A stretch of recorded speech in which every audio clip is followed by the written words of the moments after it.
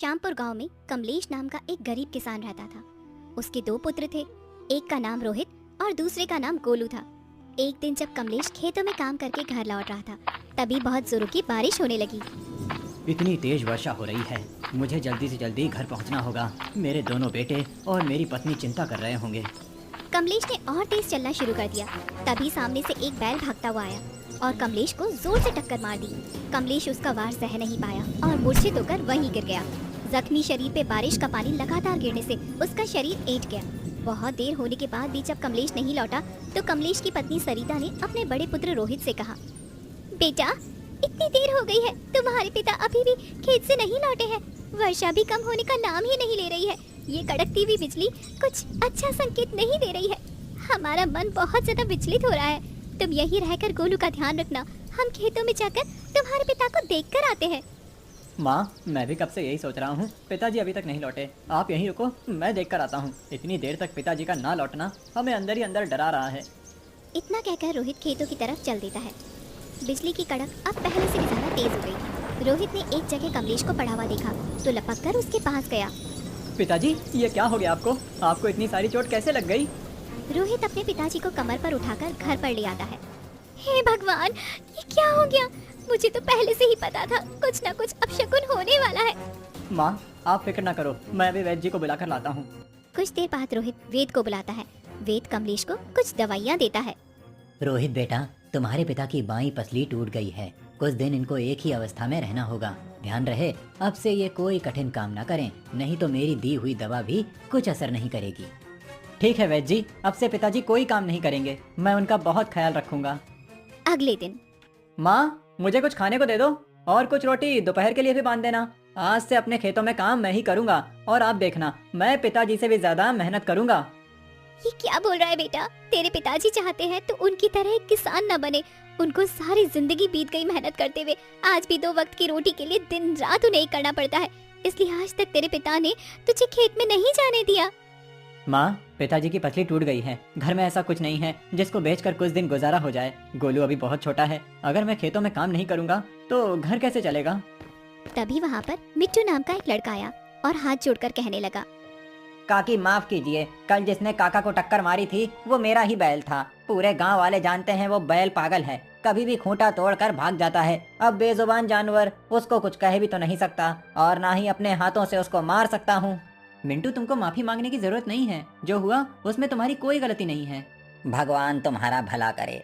तुम्हारी जगह कोई और होता तो अभी तक मुझे राज दरबार में ले जाता और कारावास में डलवा देता। अब मैं चलता हूँ। इतना बोलकर मिट्टू वहाँ से चला गया। रोहित बेटा, तुम खेतों में जा रहे हो तो अपने चाचा महेश को बोलना मैंने बुलाया है।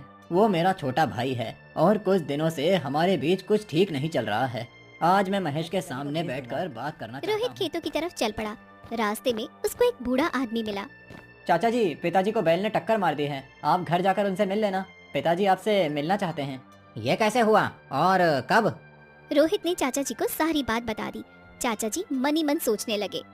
बेटो, आप तुझे कैसे बताऊं कि मिंटू के बावले बैल को मैंने ही खोला था। लोग अचानक आ जाने वाली वर्षा से इतना घबरा गए थे कि बैल को खोलते हुए मुझे किसी ने देखा भी नहीं और मेरा काम भी हो गया। पर काम तो हो गया लेकिन अधूरा रह गया। कमलेश को मारना था, उसके जीते जी मैं अपना सपना कैसे पूरा कर पाऊंगा?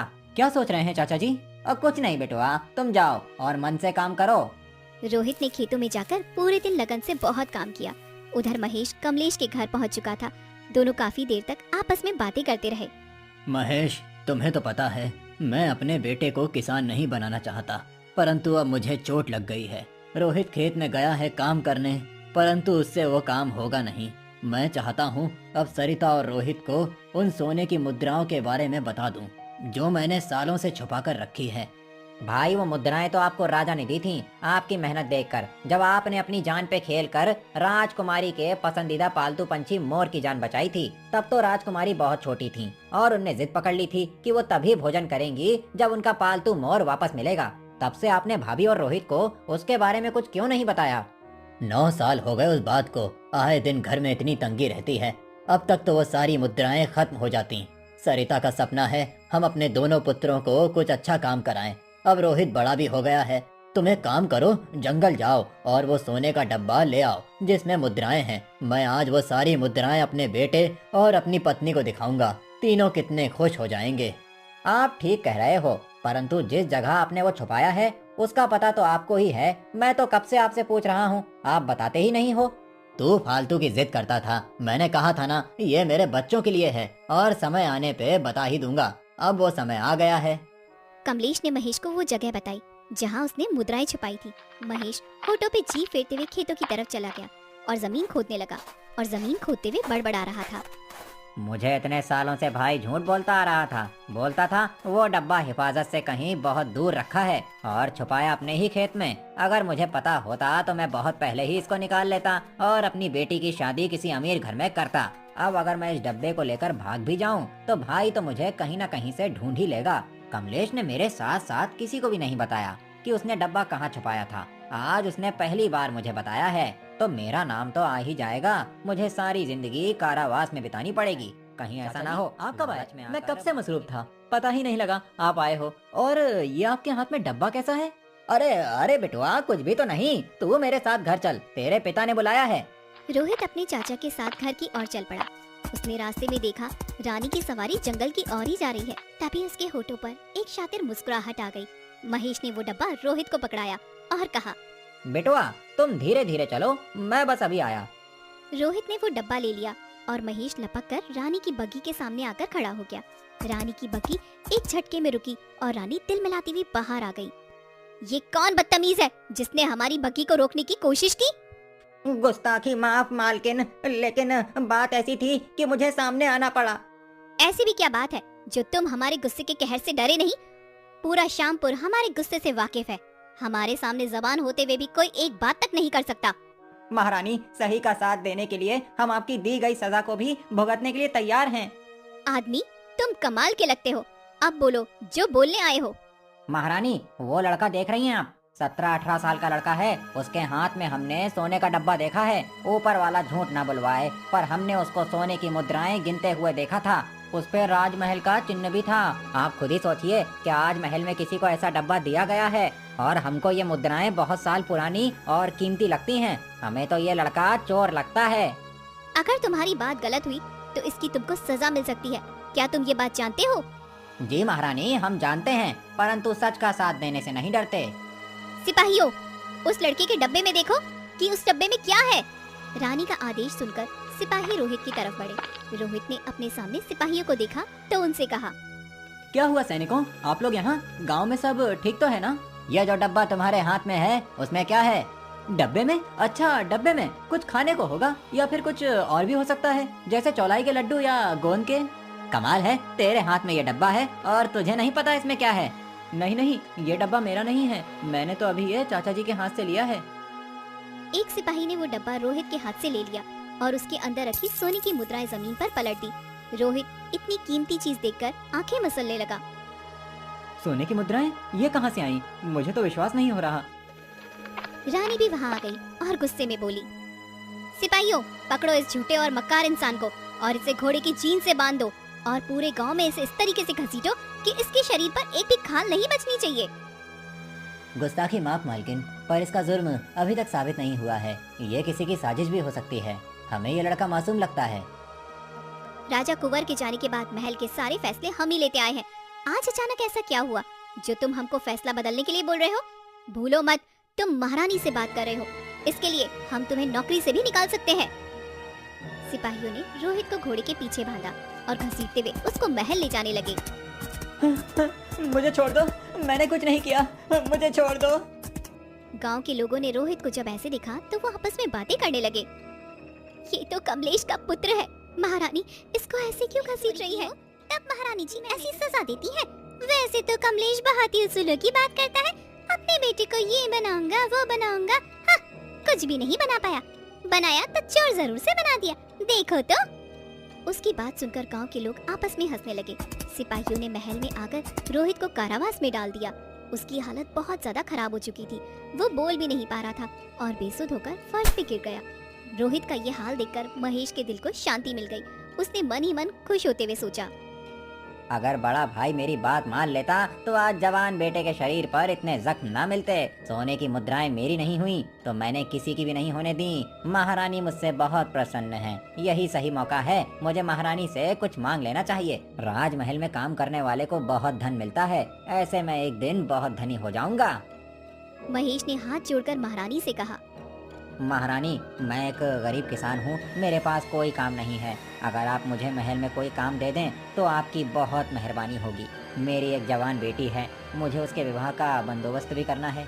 ठीक है, आज से तुम हमारी बेटी सांची के पक्षियों की देखभाल करोगे। हमारी बेटी को पक्षियों से बहुत प्यार है। बहुत बहुत आभार आपका। जहाँ एक तरफ महेश ने कमलेश की दुनिया उजाड़ कर रख दी थी और अपने कदम महल में जमा लिए थे, वहीं दूसरी तरफ सरिता अपने घर में बैठी हुई थी। उसके सामने खाना रखा हुआ था। भाग्यवान, कब तक ऐसे ही खाना सामने रखकर बैठी रहोगी? रोहित बस आता ही होगा, तुम खाना शुरू तो करो। हमारा जी नहीं मान रहा, रात हो गई है, अब तक रोहित नहीं आया। आपको पता है ना, मैं मेरे बेटी के बिना खाना नहीं खाती हूँ। तभी एक बूढ़ी औरत वहाँ पर आती है। सरिता बेटी, अब तो तुझे अकेले ही खाना खाना पड़ेगा। तेरे बेटे को महारानी ने कारावास में डाल दिया है। सुना है राजमहल में चोरी की है उसने और किसी को पता भी नहीं लगने दिया। ये क्या बोल रही है काकी आप? आपको तो पता है ना मेरा रोहित कितना संस्कारी है। आपको ना जरूर कोई गलतफहमी हुई होगी। मेरा रोहित चोरी नहीं कर सकता। बूढ़ी औरत ने सरिता को सारी बात बता दी। सरिता ये सब सुनकर रोने लगी। तुम परेशान मत हो, मैं अभी महल जाता हूँ और महारानी से बात करता हूँ। आपको वेद ने चलने फिरने से मना किया है जी। आप यहीं पर रहकर गोलू का ध्यान रखिए, मैं महल जाकर आती हूँ। बेटा कारावास में है और मैं यहाँ आराम करूँ, ये मुझसे नहीं होगा। कमलेश और सरिता महल की तरफ चल पड़े। महल आकर उन्होंने जैसे ही अंदर आने की कोशिश की तो सिपाहियों ने उन्हें वहीं पर रोक लिया। तुम अंदर नहीं जा सकते, ये महारानी का हुक्म है।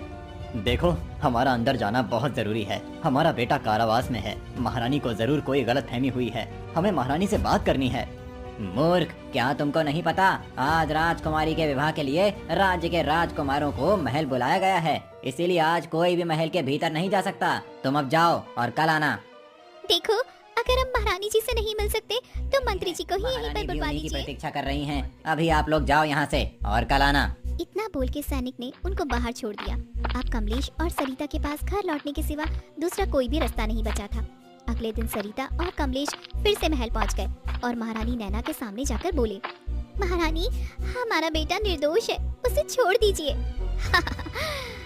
दुनिया के हर माता पिता को अपना बेटा निर्दोषी ही लगता है, चाहे वो चोर ही क्यों न हो।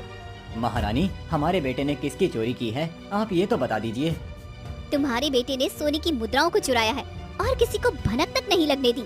मुद्राओं का नाम सुनकर कमलेश को समझ आ गया, जो सोने की मुद्राओं का डब्बा था उसके बारे में ही महारानी बात कर रही है। महारानी, कहीं आप उस डब्बे वाले सोने की मुद्राओं की बात तो नहीं कर रही ना? तो तुम भी अपने बेटे के साथ शामिल हो इसमें?